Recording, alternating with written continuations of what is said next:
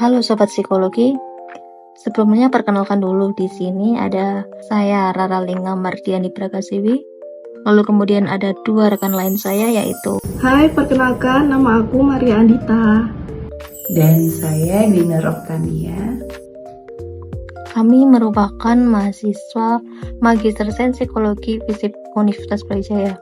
Di sini dalam pemanuan mata kuliah perancangan eksperimen, maka izinkan kami untuk mereview salah satu jurnal internasional dalam settingan PIO atau Psikologi Industri Organisasi yang berjudul Analysis of Human Capital Effect Introducing Bayesian Quantile Regression in the Process of Industrial Structure Regrading. Untuk lebih jelasnya bagaimana sih tentang penelitian ini, nah mari bersama-sama kita bahas yang akan dibantu oleh rekan saya selanjutnya. Silakan. Jadi, jurnal ini membahas peran modal manusia atau human capital dalam mendorong pertumbuhan ekonomi dan struktur industri khususnya yang ada di Tiongkok. Nah, jurnal ini itu menggunakan metode statistik yang lebih canggih, yaitu Bayesian Quantile Regression Method atau BQRM. Jurnal ini mempunyai variabel X dan variabel Y atau variabel independen dan variabel dependen. Nah, variabel X itu sendiri atau independen mencakup modal manusia yang diukur melalui indikator seperti tingkat pendidikan rata-rata, lulusan pendidikan tinggi, jumlah tenaga kerja ilmiah atau teknologis, kemajuan teknologi, investasi modal, dan juga kondisi pasar tenaga kerja. Untuk variabel Y atau dependen, pertumbuhan ekonomi diukur melalui PDB per daerah yang ada di Tiongkok itu sendiri dan peningkatan struktur industri. Jadi variabel Y-nya ini mengacu pada yang pertumbuhan PDB per daerah pada tahun 2001 sampai 2020. Jurnal ini mempunyai 4 konsep utama atau definisi operasional. Yang pertama adalah modal manusia atau human capital itu sendiri. Nah, ini tuh diukur dengan skor indeks yang mencakup rata-rata tahun pendidikan, lulusan pendidikan tinggi, dan tenaga kerja teknologi yang ada di Tiongkok itu sendiri. Yang kedua adalah struktur industri. Nah, struktur industri ini dikelompokkan berdasarkan proporsi sektor primer, sekunder, tersier yang ada di dalam PDB.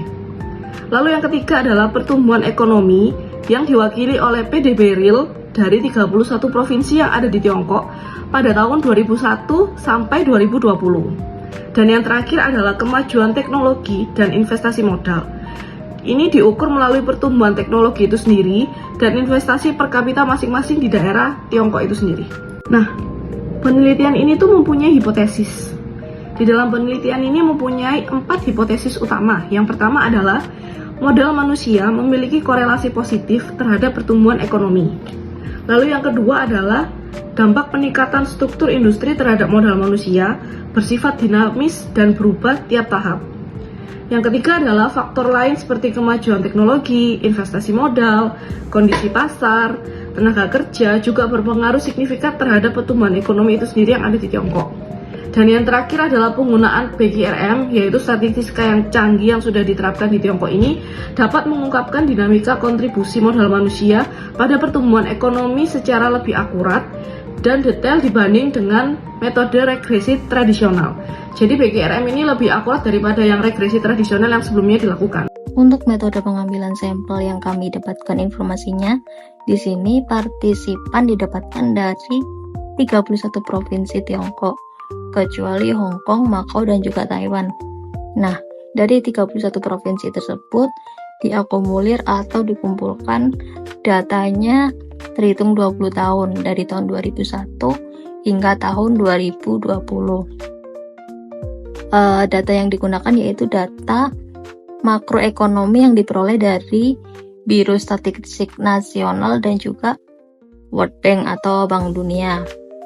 Nah, teknik pengambilan sampel berdasarkan tahap perkembangan struktur industri atau cluster analysis distribusi sektor industri yang meliputi 3 poin, yaitu ada primer, sekunder, dan juga tersier.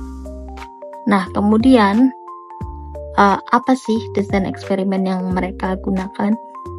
Jadi peneliti di sini menggunakan desain eksperimen dynamic panel data model dan juga Bayesian Quantile Regression Model atau PDM dan juga BQRM. Nah, PDM dan BQRM ini untuk apa sih? Nah, untuk menangkap suatu tren perubahan dalam pengaruh human capital pada pertumbuhan ekonomi di berbagai tahap upgrading struktur industri. Nah, dari data tersebut kemudian dikelompokkan ke dalam 5 periode. Sebut saja A, B, C, D, dan juga E. Nah, dikelompokkannya berdasarkan kecepatan pertumbuhan industri. Jadi ada 2 versi, yaitu periode pertumbuhan cepat versus dengan periode penyesuaian struktural.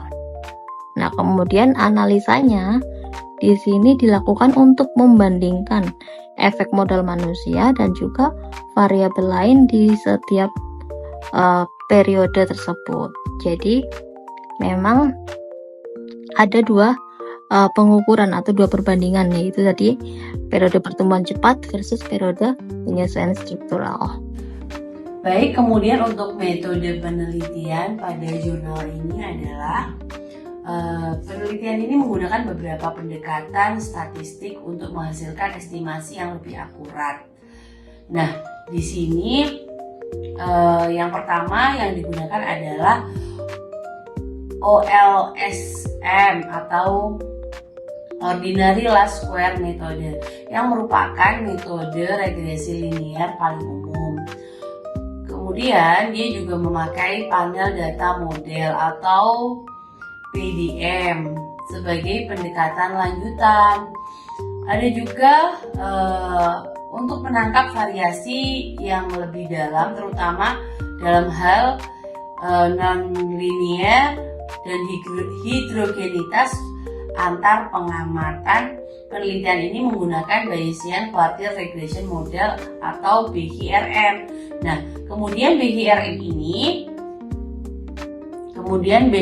ini memungkinkan analisis yang digunakan untuk beberapa kuartil, sehingga tidak hanya melihat rata-rata tetapi juga melihat hubungan antar variabel pada berbagai tingkat distribusi seperti itu. Nah, kemudian juga ada estimasi parameter. Dalam BQRM ini dilakukan menggunakan metode Markov Chain Monte Carlo atau MCMC. Nah, teknik ini memungkinkan proses simulasi yang kompleks dan menghasilkan estimasi parameter yang lebih stabil serta representatif terhadap sebaran data. Pada jurnal ini, kesimpulan dari jurnal ini adalah kontribusi modal pada manusia terhadap pertumbuhan produk domestik bruto dan PDB menunjukkan peningkatan yang cukup signifikan. Pada fase pertumbuhan tinggi, kontribusinya tercatat 15,2%, kurang lebihnya 2,1%. Dan pada saat pada fase penyesuaian struktural angkanya meningkat gitu loh. Jadi angkanya lebih tinggi lagi, 23,8% atau kurang lebihnya 3,4%. Nah, hal ini menunjukkan bahwa peran modal manusia ini akan menjadi semakin penting dalam menopang ekonomi, terutama saat terjadi perubahan struktural dalam perekonomian. Kemudian juga keunggulan metode dari BQRM ini adalah metode ini dapat mendapatkan estimasi yang lebih akurat. Penelitian ini menggunakan metode Bayesian Quantile Regression Model. Metode ini sangat mampu. Ternyata metode ini tuh terbukti mampu menangkap hidrogenitas atau variasi dalam data yang sering tidak terdeteksi oleh metode analisis konvensional seperti OLS dan PDM tersebut. Dengan demikian, jurnal ini hasilnya itu bisa sesuai dengan apa yang diinginkan oleh peneliti, yang dimana BQRM ini memberikan gambaran yang lebih komprehensif terhadap dinamika kontribusi pada modal manusia seperti itu.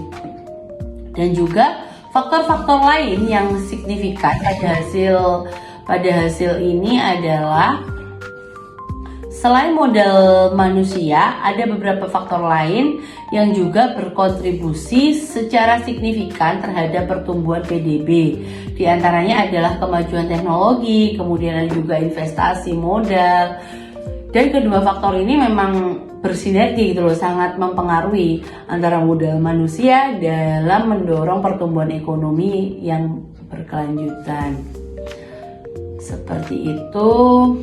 Kemudian untuk implikasinya, jadi saran dari penelitian ini adalah modal manusia memiliki peran penting. Memang modal manusia ini memiliki peran penting dan bervariasi tergantung pada tahap struktur industri. Pemerintah juga sebaiknya memberikan dukungan yang lebih terhadap pelatihan keterampilan untuk meningkatkan kapasitas tenaga kerja. Dan BIRM ini layak menjadi pendekatan standar dalam penelitian ekonomi yang melibatkan data kompleks dan hidrogen. Seperti itu teman-teman, presentasi dari kelompok kami. Mungkin ada kritik dan saran mengenai jurnal ini. Demikian, terima kasih atas atensinya hari ini. Kami tunggu kritik dan sarannya di kolom komentar di bawah ini. Terima kasih banyak. Terima kasih.